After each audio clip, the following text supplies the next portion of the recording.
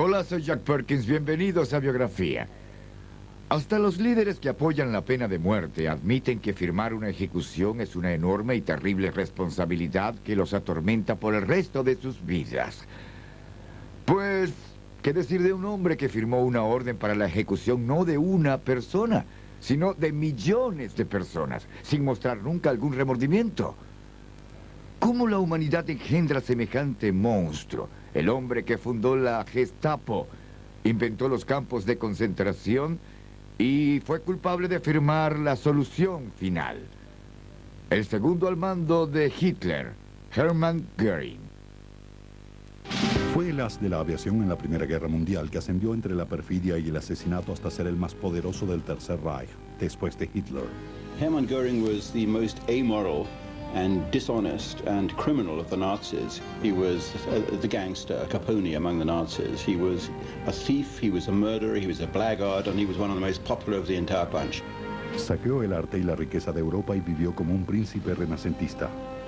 He appears in Roman togas with sandals covered with jewels, and he greets visitors fondling bowls full of diamonds and emeralds. He's often thought of as something of a buffoon, as the lovable Nazi, but in fact he was a brutal and ambitious man who played a very important part in fulfilling Hitler's ambitions. Negó tener conocimiento del Holocausto, sin embargo, él mismo firmó la orden que autorizaba los campos de exterminio. He wanted a complete solution to the Jewish question, the eradication, the genocide of European Jewry, and that's his most egregious crime. Hermann Göring, ambición sin conciencia. A finales del siglo XIX, Baviera, al sur de Alemania, era una región densamente boscosa, salpicada de castillos medievales. La provincia no había cambiado mucho desde la época feudal, cuando los caballeros teutones luchaban por preservar el cristianismo y proteger a castas doncellas del asedio de los infieles. Fue en este romántico mundo donde Hermann Wilhelm Göring nació el 12 de enero de 1893. Su padre, el doctor Heinrich Ernst Göring, era un oficial del cuerpo diplomático alemán.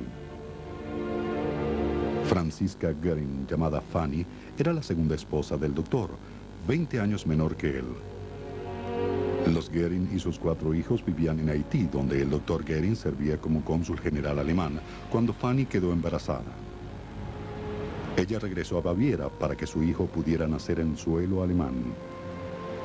And 6 weeks after Hermann was born, his mother, Fanny, went back to rejoin her husband in Haiti, leaving Hermann not even in the care of a relative, but with friends. El recuerdo más vívido de Hermann fue cuando le presentaron a su madre a la edad de 3 años. Cuando ella se detuvo a abrazarlo, él golpeó su desconocido rostro con sus pequeños puños. Los Göring se mudaron a Wildestein, un castillo del siglo XI en Baviera. Wildestein era casi una ruina, pero a Hermann le encantaba jugar a los soldados en sus muros. Wildestein pertenecía a Richard von Espenstein, rico terrateniente judío amigo de la familia desde hacía muchos años. En verdad, von Espenstein y Fanny Göring eran amantes.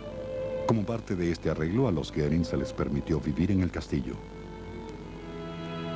Göring was brought up in this rather romantic, bohemian atmosphere, and his unfortunate father was forced to live in the gatehouse on the pension from Göring's mother's lover. Von Espenstein malcrió al joven Hermann con regalos y mascotas y se convirtió en un modelo a través del cual el muchacho llegó a entender y apreciar el poder del dinero. A Hermann le gustaba vestirse de gala y jugar a los soldados con sus amigos en el castillo. Escenificaba gloriosas batallas entre caballeros teutones en las que él resultaba siempre vencedor.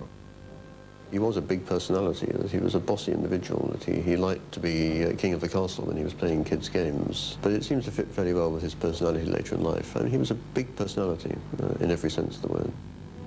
A Hermann no le gustaba la escuela, era obstinado y arrogante y los profesores no podían controlarlo. A los 12 años fue enviado a la escuela militar de Karlsruhe. El ceremonial y los uniformes de la escuela de cadetes agradaban al joven, que siempre se había imaginado a sí mismo como soldado. Experimentó un cambio abrupto al pasar de ser el peor estudiante al mejor de su clase. Después de graduarse en la escuela de cadetes, Göring, de 19 años, fue nombrado oficial en el regimiento de infantería del príncipe Guillermo. Cuando empezó la Primera Guerra Mundial, Hermann demostró de nuevo iniciativa casi hasta llegar a la insubordinación. Se precipitó a la guerra como si ésta hubiese sido iniciada solo para él.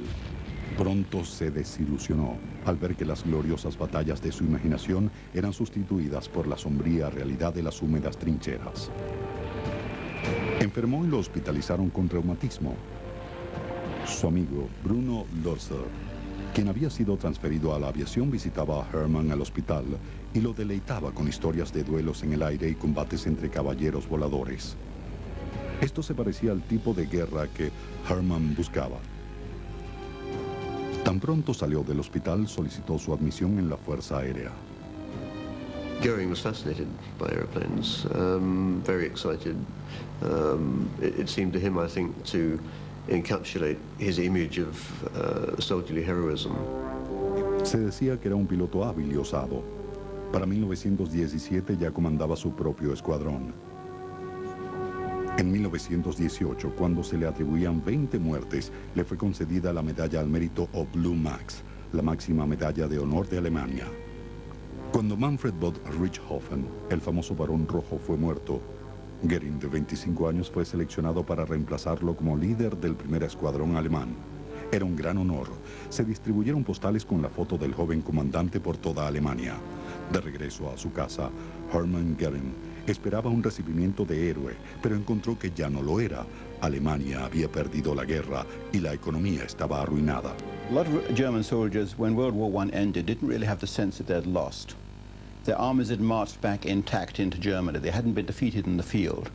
And when the politicians came together at Versailles in France in 1919 to dictate the terms to the defeated Germany, the terms were harsh in the extreme. La ingratitud de sus coterráneos lo amargó y confundió. Lo peor era que no había empleo. Sus medallas y hazañas bélicas eran inútiles.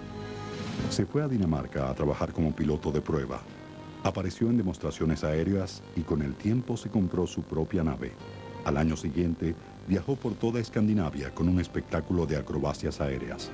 Göring was a very ambitious man. The dangerous part is that he didn't have a path. He didn't know where he was going. And so this unbridled ambition could take him really anywhere.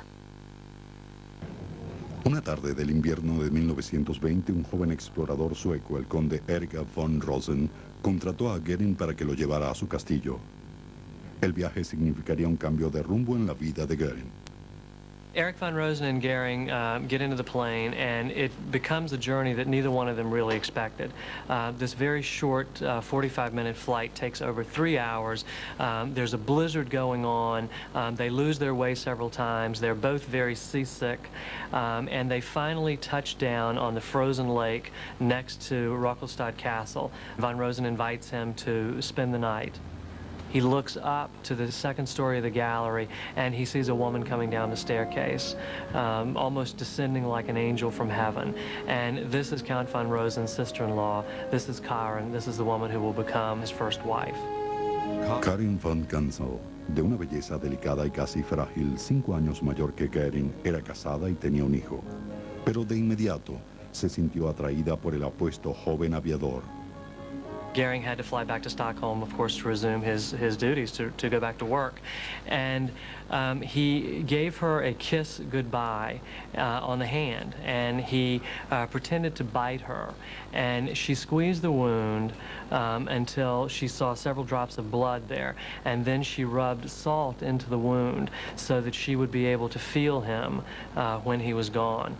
So from the very beginning, it was a very dramatic love story along the lines of Tristan and Isolde. And Karin told her sisters that we've taken the love potion and now we are helpless. Karin se divorció, renunció a la custodia de su hijo y siguió a Hermann a Alemania, donde se casaron. Había renunciado a su familia, su herencia y su posición social para estar con el hombre que amaba. Por su parte, Hermann temía no poder igualar la fe que ella le tenía. No obstante, a pesar de la inseguridad de Hermann sobre su futuro, Karin tenía confianza en el destino de su marido. Karen was a very political woman. She sensed very early on that there was a burning ambition and a burning desire for Göring to do something. He didn't know exactly what, she didn't know exactly what, but she knew if he could find a niche that he would be very successful. Desde el fin de la guerra, Göring se había interesado en la política. Como muchos otros jóvenes, sentía que Alemania había sido traicionada por sus líderes. Así, una noche de 1922, en una reunión política, Hermann Göring notó a un hombre de mirada intensa, vestido con una arrugada chaqueta. Este hombre no solo alteraría el destino de Göring, sino también el del mundo entero.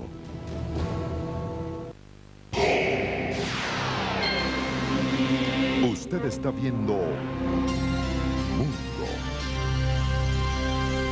Esposa y una carrera sin ningún rumbo, Hermann Göring, de 30 años, pensaba en unirse a la política. Así, una noche en un bar de Múnich, Göring vio a Adolfo Hitler por primera vez. Hitler era el líder del partido de extrema derecha, el Partido Nacional Socialista de los Trabajadores. Los nazis, como se les conocía, estaban comprometidos con una revolución en Alemania y habían señalado a comunistas y judíos como sus enemigos ideológicos. Göring always claimed that the defining moment in his relationship with Hitler and with Nazism was his first meeting with Hitler. He was brought immediately under his spell. But Göring had been adrift really since the end of the First World War. He had been desperately unhappy about the state that Germany had fallen into. And here suddenly was a man saying, I can save it all. I think he really was completely captivated by it. Pero los nazis necesitaban a Göring más que él a ellos. Göring was an excellent salesman, partly because he apparently had a very good personality. He was very outgoing. He could make friends very easily. Un héroe de la guerra le daba algo de credibilidad necesaria al simple y heterogéneo grupo de seguidores de Hitler. Y contrario a los toscos líderes nazis, Göring se movía en los círculos de la clase alta junto a los grandes empresarios de quienes esperaban obtener apoyo financiero. It had the image of being a big popular movement financed by the masses, but in fact it was the big bankers, it was the big industrialists who were financing the Nazi party. And this is where Hermann Göring came in, because he was the famous aviator. He had the blue max around his neck on the ribbon. He wined and dined in high society. Hitler colocó a Göring a la cabeza de los camisas pardas o tropas de asalto. The brown shirts were a little private army of thugs and layabouts and tough young men who would keep order and make sure that no harm came to the Führer, Adolf Hitler. And Hermann Göring was the chief stormtrooper, as they were called. The Nazi Party in its early years was overwhelmingly a party of young men. And in fact, the profile of these men is not unlike the skinheads of today. Young men between the ages of 19 and 29 or 30, many of whom don't have jobs. En noviembre de 1923 reinaba el desempleo y la moneda alemana tenía poco valor. Hitler decidió que era el momento de tomar el poder. En un episodio que sería conocido como el golpe de la cervecería, Hitler y Göring condujeron a 3.000 hombres armados a las oficinas de gobierno en Múnich. La policía alemana los enfrentó y les disparó. En pocos minutos había terminado. Los nazis se dispersaron. Göring fue alcanzado por una bala en la ingle y se desplomó en un charco de sangre. Hitler escapó, pero pronto fue capturado y encarcelado. Göring wasn't caught. He was smuggled away by friends. He was desperately ill. He'd been hit in the groin by a bullet, an injury from which he never really recovered. The only way in which the pain could be dulled was by regular doses of morphine. Karen and Göring flee over the border into Italy. And all of this is taking a toll on Karen's health, of course. She's never been a particularly healthy woman, and now she's on the run with a very sick and drug-addicted husband. La adicción de Göring empeoró. La pareja viajó a Suecia, donde su dependencia aumentó al punto de atacar a su enfermera. Lo internaron en una celda para enfermos violentos en un sanatorio durante 3 meses. El héroe de guerra de 32 años había tocado fondo, pero Karen se había propuesto rescatarlo. She wrote him these letters, pleading with him to kick the habit, saying, you are too great a man. A magnificent future lies ahead of you. Please stop doing the drugs. Rescue yourself while you still can. And these letters are enormously moving letters to read. And you can truly say this woman is the woman who saved his life and brought him back from the abyss. Göring mejoró, pero la herida lo había dejado impotente. Pasarían 20 años antes de que pudiera controlar su adicción a la morfina. Por ahora, él y Karen se enfrentaban a un nuevo comienzo. Los honorarios del médico de Hermann los había dejado sin dinero. Karen se vio obligada a subastar gran parte de sus bienes personales para pagar la renta. He was sitting in a room in their apartment, and there was an auction going on, and he was sitting in one room and the auction was going on in the next room. And every time he heard the gavel fall, that meant that another one of Karen's family heirlooms had been sold. And every time the gavel fell, it was like a knife going into him. And after that, he swore that he would pull himself up and that he would give her back everything that she had lost. And that's when his megalomania first started.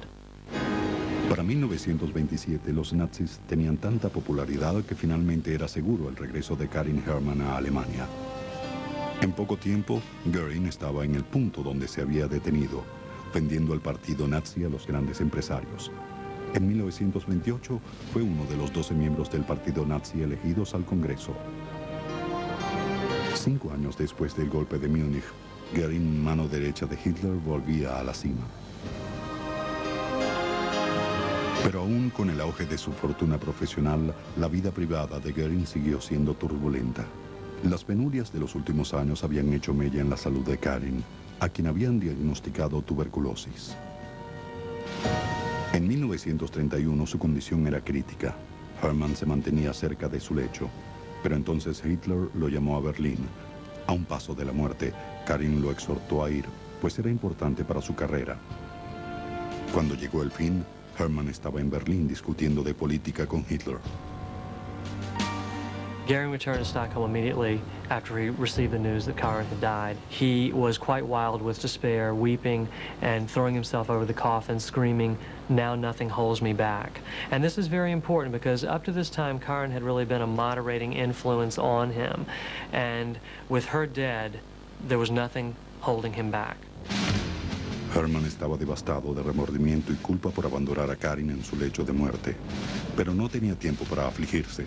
El partido nazi se erguía firme ante el umbral de un poder sin precedentes y su Führer lo necesitaba. Después de la muerte de su amada esposa Karen, Hermann Göring volcó toda su energía a la búsqueda del poder de los nazis. En las elecciones de 1932, 13 millones de alemanes votaron por ellos. Göring fue electo presidente del Reichstag, o Congreso alemán.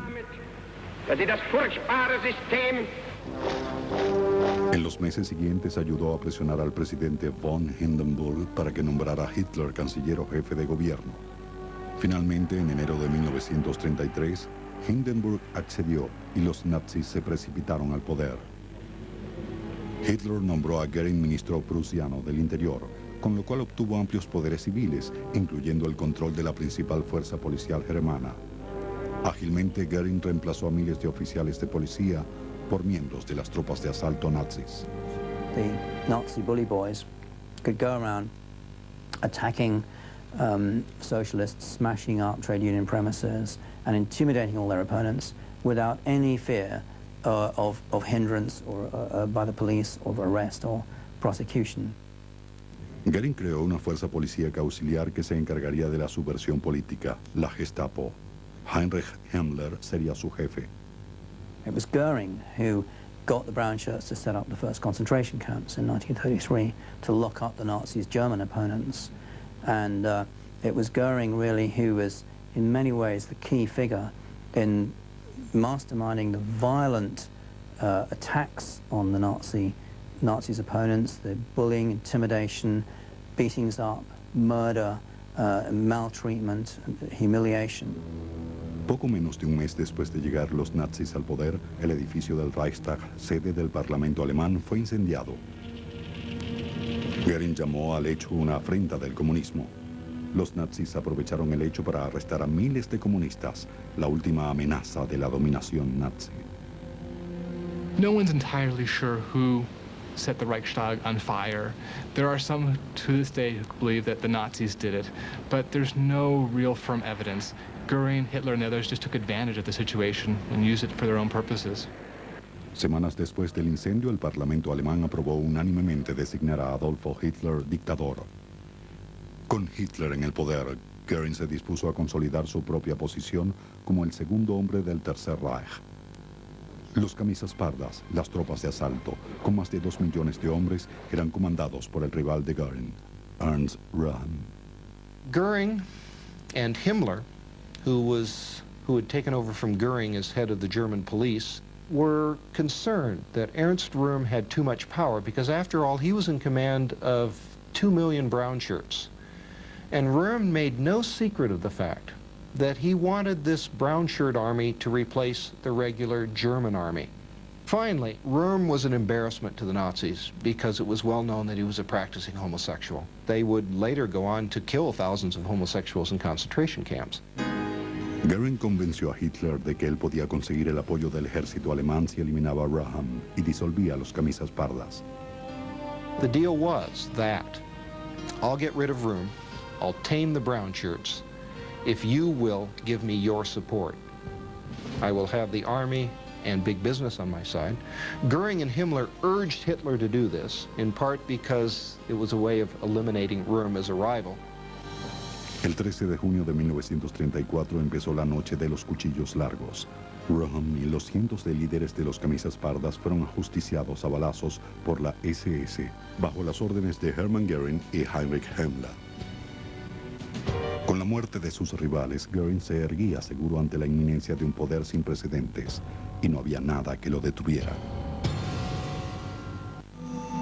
Un huracán lo llevó a las profundidades del Atlántico. Y Himmler habían eliminado a Röhm y a los líderes de los camisas pardas en la noche de los cuchillos largos. El agradecido Führer nombró a Göring primer ministro de Prusia y ministro de la aviación. Ahora Göring era responsable de la creación de una fuerza aérea alemana, a pesar de que esto había sido prohibido por los términos del Tratado de Versalles. Para ayudarlo en esta tarea formidable, Göring consiguió el apoyo de Erhard Milch, presidente de Lufthansa, la línea aérea alemana. Trabajando en secreto, Göring y Milch crearon una fuerza aérea alemana ante las narices de los aliados. En 1935, Hitler anunció con arrogancia la existencia de su nueva y poderosa Luftwaffe, con una flota de 1.800 aviones. Al año siguiente, Hitler designó a Göring jefe del plan económico de 4 años, por medio del cual Alemania sería autosuficiente en su preparación para la guerra. Göring, que admitía no saber nada de asuntos económicos, ahora estaba a cargo de toda la economía alemana. His power was immense, and of course the money that flowed as well, and the corruption that came with the money, and the wealth that came with the corruption and the money, and the oil paintings and the art collections and the statues. It was all Hermann Göring, and he was immensely popular because of it. A medida que el poder y el prestigio de Göring aumentaban, crecía su vanidad. Se diseñó ostentosos uniformes repletos de medallas, cruces y condecoraciones. Además, llevaba un bastón de mando incrustado de diamantes. Göring loved to wear jewelry. He would flounce around in very flamboyant clothes. Some claim he changed uniforms about 5 times a day, and he loved to dress up in nice, spiffy uniforms. En su papel de zar de la economía, tenía al empresariado y a la industria a sus pies. Sus favores y sobornos lo enriquecieron. Se construyó un pabellón de caza al norte de Berlín y lo llamó Karin Hall, en honor a su fallecida esposa. Karin Hall was an extraordinarily opulent, almost vulgar building. Göring boasted that it was made entirely from raw materials which were German in origin, and it was. But rich marbles and timbers and so on. It was people arrived there and they thought they were arriving at the palace of some modern prince. In it, Göring kept an extraordinary, almost bizarre wardrobe. He loved dressing up. He would hold these lunch parties at Karin Hall, which would go on for hours and hours, and the people who attended them said they'd never seen anybody capable of holding so much drink and eating so much. He ended up with an immense weight problem. He was a perfumed mountain of quivering flab. En una pomposa, por no decir horrenda ceremonia, hizo traer el cuerpo de Karin desde Suecia hasta una tumba en su propiedad. And it was a bitter disappointment that she died so early in 1931, before the Nazis came to power, and before he attained his great wealth, and before he was able to pay her back for all the sacrifices that she made for him. Su talle, siempre en aumento, y su extraordinaria vitalidad le ganaron el cariño del pueblo alemán. He is probably the most popular leader in the Third Reich. He had this sort of common touch that Hitler didn't have. Göring was earthier. He liked bawdy jokes. He liked hunting. He liked drinking beer. He liked to be seen with all sorts of people, being the center of attention, of course. A pesar de su respeto a la memoria de Karen, Göring disfrutaba de su papel de viudo más codiciado de Alemania. Por un tiempo dirigió sus afectos hacia Emmy Sonnemann, popular actriz teatral. El amorío causó tanto revuelo que Hitler los instó a casarse en nombre del decoro. Puesto que el Führer era soltero, Emmy se transformó en la anfitriona y primera dama no designada de la élite alemana. 3 años después de su matrimonio, la feliz pareja sorprendió a familiares y amigos con el anuncio del embarazo de Emmy. The bullet which had passed through his groin in the putsch in 1923 had severed vital parts of his anatomy, which made it impossible for him to have a child. So the world was astounded when in June 1938, Edda, his daughter, was born. The answer is artificial insemination. Desde finales de la Primera Guerra Mundial, los nazis ya culpaban a los judíos por todo, la derrota en la guerra y el desempleo. En noviembre de 1938, las sinagogas, las tiendas y los comercios judíos fueron saqueados y destruidos por pandillas nazis. Este suceso fue llamado Noche de los Cristales Rotos, en referencia a los vidrios rotos que cubrieron las calles. Hermann Göring estaba enfurecido con los nazis que habían ordenado la destrucción. Göring's interest in the fate of the Jews was very largely an economic one. He saw the Jews as a kind of a milch cow while they were in Germany, to be plundered, expropriated, and then kicked out, impoverished. As more parts of Europe fell under German control, he simply extended that principle. Grab Jewish property, grab Jewish businesses, exploit them for the benefit of the war effort. Göring dijo a los líderes nazis que la Noche de los Cristales Rotos había sido una terrible pérdida. La propiedad judía no debía ser destruida, sino confiscada. Al año siguiente, Göring, como ministro del Interior, creó una agencia para la emigración sistemática de judíos alemanes a varios destinos, incluyendo Palestina. Para octubre de 1939, 300.000 judíos habían abandonado Alemania. Pero el estallido de la guerra imposibilitó más emigraciones y Göring se vio obligado a considerar un plan alternativo, ya bosquejado en los días posteriores a la Noche de los Cristales Rotos. El plan comprendía la puesta en marcha de medidas en contra de los judíos. Tras 2 años, el plan del que hablaba empezaría, pero con otro nombre: Endlösung, la solución final del problema judío.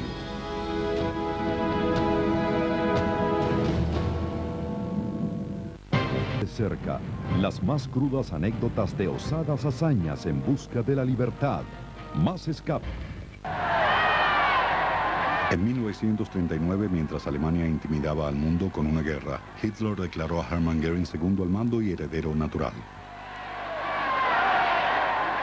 He was in a straitjacket, for God's sake, locked away in a room in a lunatic asylum in Sweden. And from that position, right down as low as you can get, he rises to the top of the German hierarchy. He becomes the second man under Adolf Hitler, the most powerful man in Europe.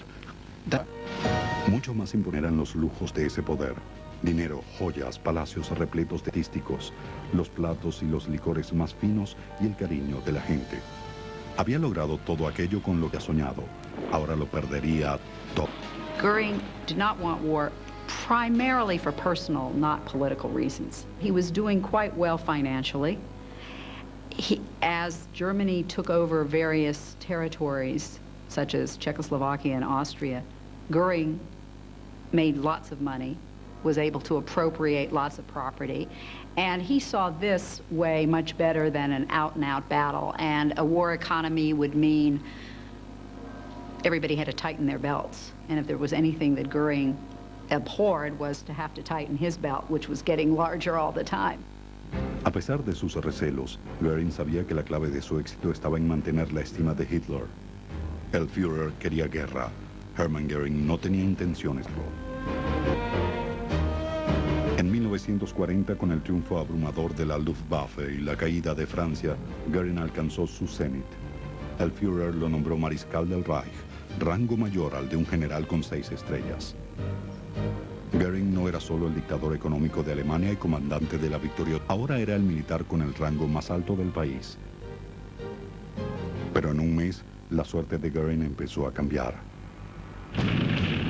Las conquistas relativamente fáciles de Hitler en ese año habían despertado su ambición. En el verano de 1940, puso la mira en Gran Bretaña. Göring le alardeó a Hitler que la Luftwaffe bombardearía a los ingleses hasta causar su pronta rendición. El 13 de agosto de 1940 comenzó la batalla de Inglaterra. Desde el primer día, se hizo evidente que la Luftwaffe estaba en serios problemas. Los rápidos bombarderos de la Blitzkrieg no eran lo suficientemente pesados para el tipo de bombardeo necesario en Gran Bretaña. Además, consiguieron una fiera oposición de la Real Fuerza Aérea. La Luftwaffe de Göring sufrió graves pérdidas. He was trying to do too much. If you wanted to be Supreme Commander of the Air Force, you didn't at the same time try to run large parts of the economy, try to be a major Nazi politician. But he was unwilling to delegate responsibility to subordinates, jealous of delegating responsibility. La batalla de Inglaterra fue la primera derrota de la maquinaria bélica del Tercer Reich. A partir de entonces, Hitler empezó a desconfiar de su comandante. Desde la noche de los cristales rotos, Göring había discutido con otros miembros de la élite nazi, pero nunca con Hitler, sobre el destino de los judíos en Alemania y en los países-estados. Hitler llamó a los judíos destructores de la civilización y apoyó su expulsión de Europa de cualquier forma práctica. Antes de junio de 1941, el plan nazi para los judíos era la deportación a la isla de Madagascar, en las costas de África. Tras la invasión de Rusia hizo el plan Madagascar. Ahora Hitler veía la erradicación como la única elección y dio a conocer su conclusión a los jefes de la Gestapo. Reinhard Heinrich, jefe encargado de la SS, escribió una orden y la envió a Göring, mariscal del Reich, para su firma. La orden autorizaba a la Gestapo a emprender lo que se denominó la solución final del problema judío. Los judíos iban a ser agrupados en cuadrillas de trabajo y transportados al este, donde literalmente trabajarían hasta morir. Cuando estuvieran demasiado débiles para seguir trabajando, serían enviados a campos de exterminio. Los que fuesen lo suficientemente fuertes como para soportar el trabajo serían considerados una amenaza para la seguridad del Reich y serían ejecutados. Göring solo le echó un vistazo al documento antes de firmar lo que se convertiría en la sentencia de muerte para millones de judíos europeos. This is the closest thing we have to an executive order for the Holocaust. I mean, there is no extant order from Hitler himself. And Göring, a second man of the Reich, told Heinrich that he wanted a complete solution to the Jewish question, the eradication, the genocide of European Jewry, and that's his most egregious crime. He complained bitterly that valuable resources were being lost when skilled Jewish workers were murdered, but as a man who shared the anti-Semitic convictions of the rest of the Nazis, he didn't care that much about the fate of the Jews, and he certainly wasn't going to jeopardize his position with the Führer by intervening to obstruct the mass murder program. El régimen nazi mató entre 5 y 6 millones de judíos. Para Hermann Göring fue más cómodo ignorar las consecuencias de su orden. Para él, los campos de exterminio no existían.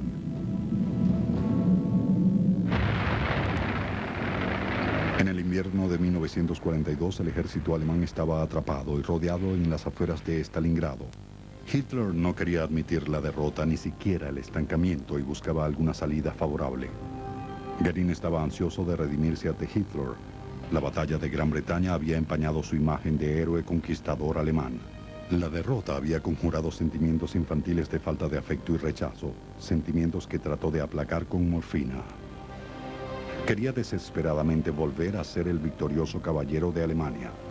Stalingrado se presentaba como su oportunidad de oro. Sin consultar a sus comandantes de la Luftwaffe, le dijo a Hitler que su fuerza aérea salvaría al ejército. Hitler was desperate to win the Battle of Stalingrad. He clutched at this straw which Göring offered him. El clima ruso hizo imposible el rescate. Incluso entonces Göring, en su sed de gloria, subestimó en alto grado el número de aviones que necesitaría.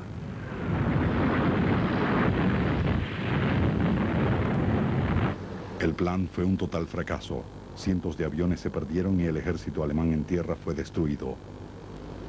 Los alemanes pagaron caro por la megalomanía de Göring. But the failure infuriated Hitler. He would not even speak to Göring for weeks after the surrender at Stalingrad. He wouldn't even allow Göring's name to be mentioned. To a long time before Göring could gradually get back into the entourage again. Con las derrotas alemanas y el norte de África en 1940 había cambiado. Alemania estaba a la defensa, al tiempo que la Luftwaffe volvía a fracasar. De igual manera caía el aprecio de Hitler por Göring. Hitler designó a Albert Speer ministro de la producción. Speer asumió muchas de las responsabilidades internas de Göring. Hitler comenzó personalmente a dirigir operaciones de la Fuerza Aérea. A medida que Göring perdía el aprecio de Hitler, se retraía a un estado de delirio y complacencia. La guerra que él conocía estaba perdida. El sueño se desmoronaba. No obstante, se aferró a la idea de que Hitler abdicaría o sería asesinado. Así Göring, como segundo al mando, haría la paz con los aliados y asumiría el de líder amado, papel que le parecía hecho a los aliados. Tendrían otros planes para... Lo llevó a profundidad. Hermann Göring no había querido esta guerra. Le temía porque amenazaba con arrebatarle todo el poder y riqueza lograda con los nazis. Ahora, con la inminencia de la derrota alemana, deseaba hacer la paz por separado con los aliados, pero estaba atado de manos. La deslealtad era un crimen capital en el círculo de allegados a Hitler. Un paso en falso y Göring, mariscal del Reich o no, podía terminar colgado de un gancho de carnicería en un sótano de la Gestapo. Mientras la pesadilla de Göring se acercaba a la realidad, hundía su ansiedad en las arenas de la complacencia. Incluso cuando estaba siendo sustituido por otros en cuanto a poder e influencia, Göring seguía viviendo como un sultán. Recorría Alemania y Francia en su tren privado llamado Asia. En París se hospedaba en el Ritz y cenaba en Maxim's. Compraba joyas y pinturas con sus fondos aparentemente ilimitados. As time went on, Hitler found Göring's very self-indulgent lifestyle increasingly irritating. And here was Hitler, and then from 1943, Goebbels, increasingly advocating sacrifices on the German people in order to get through the war. In that situation, somebody as corrupt and as high-living, as fat and self-indulgent as Göring began to look increasingly in embarrassment. He kept on his desk a pot full of diamonds of different colors and of jewels, and he said, when I get nervous, I like just to run these diamonds through my fingers, and he would trickle them through into the glass pot on his desk. Göring recorrió los museos de Europa en busca de tesoros para su colección privada. Göring always hated modern art, and so what he'd like to collect were huge Renaissance paintings, paintings by Rubens. He probably liked Rubens because of the voluptuous nudes, since he himself was rather voluptuous. El precio no era problema. El zar de la economía poseía los fondos de un rey en robos, sobornos y propiedades confiscadas con que pagar. By 1943, he's spending 4 and 5 hours a day thinking about paintings. And this is a tremendous amount of time to invest in an art collection, especially when you're supposed to be running the Air Force and the economy at this time. Con la inminencia de la victoria aliada, Göring se refugió en su retiro de Karl Hall. Cuando oyó que Hitler se encontraba en el búnker, quizá ya muerto, Göring le envió un mensaje en el que le recordaba que él era el segundo al mando y le preguntaba al Führer si quería que asumiera el liderazgo. Hitler ordenó su encarcelamiento por traición. Pero antes de ejecutar sentencia alguna, el Führer se suicidaba en su búnker. Al acercarse el ejército ruso a Berlín, los nazis trataron de escapar del destino que presentían. Göring prefirió ordenar la destrucción de Karl Hall con explosivos en lugar de verla saqueada. Luego se entregó a la custodia del ejército estadounidense. He thought was number two to Hitler, and he would be taken very seriously, like any captured head of state would be. Well, these delusions were stripped away straight away, of course. He was made a regular prisoner. All the things were taken away from him. He was put into prison uniform and interrogated like any common prisoner. He was very indignant to find himself locked up. All his medals gradually vanish, and his beautiful luggage, his matching sets of luggage are taken away. And he's frantic about the luggage, of course, and you know the reason why. because buried in the luggage are the vital cyanide pills that he's going to need when the end is nigh.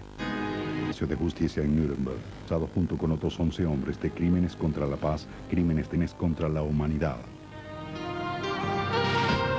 Confinado en su Göring fue a la morfina, restringido a una dieta menos extravagante, dio unos 30 kilos. Los últimos días de la guerra se le había visto indiferente de la realidad. Ahora su salud mejoraba y se aclaraba su mente.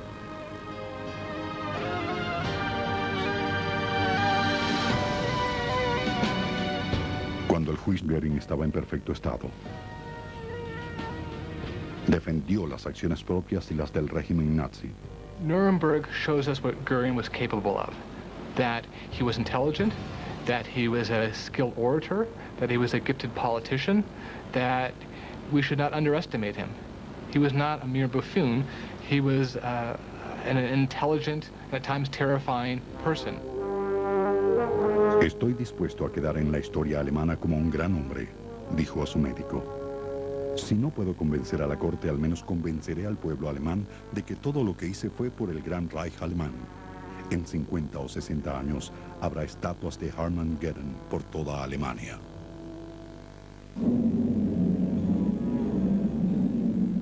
He was horrified when he was shown the film. Actually shown what physically happened to the people who were persecuted as a result of the orders which he had signed. Uno por uno, los demás acusados sucumbieron, admitieron su culpa o culparon a Hitler por sus crímenes. Solo Göring se mantuvo firme. Dijo a la corte que no admitiría la culpa ni para sí ni para su país. El 1 de octubre de 1946, el tribunal dictó sentencia a Hermann Göring. No existe ningún atenuante, dijeron. Su crimen es único en magnitud. Fue sentenciado a la horca. Pero al final, el saqueador de Europa robó incluso a su verdugo. Cuando fueron a buscarlo, yacía muerto en su celda, envenenado con cianuro. Era el 15 de octubre de 1946. Tenía 53 años. Se ha especulado mucho que Göring convenció a un guardia de recobrar de su equipaje una cápsula con veneno, pero eso nunca se ha probado. Toda su vida, Hermann Göring buscó la fama y el reconocimiento para compensar los rechazos de su temprana existencia. Su megalomanía lo llevó a unirse a uno de los regímenes más criminales de la historia moderna. Pero incluso entre los monstruos del Tercer Reich, su villanía se destaca. Ultimately, he was a thug, he was a murderer, he was an extremely adept politician, but he was a man who probably, against his own better instincts, became a party to a genocide against the Jews, even when it was running against the interests of the Third Reich. And that, I think, shows that he was not a figure of any kind of stature, but in fact a contemptible figure. I think that under a different set of circumstances, Göring would have taken a different path. I think he was not inherently an evil man, but he bound himself to Hitler utterly and became dragged down into Hitler's evil as well. I think we learn more through Hermann Göring, the Nazi leaders, that the Nazis were not monsters. They were not aliens. They were human beings. In a sense, they are us in our worst moments. Hermann Göring siempre deseó ser sepultado al lado de su amada Karen, pero la corte decretó que sería cremado. Sus cenizas fueron lanzadas a un horno del campo de concentración de Dachau. A más de 50 años de su muerte, la tumba de Karin Göring yace sola y desolada, y no hay estatuas de Hermann Göring en ningún lugar de Alemania. El creador de los campos de concentración murió en una celda de alta seguridad, causando su propia muerte con la misma facilidad con la que provocó la de millones de personas. Para Biography, soy Jack Perkins. Hasta la próxima.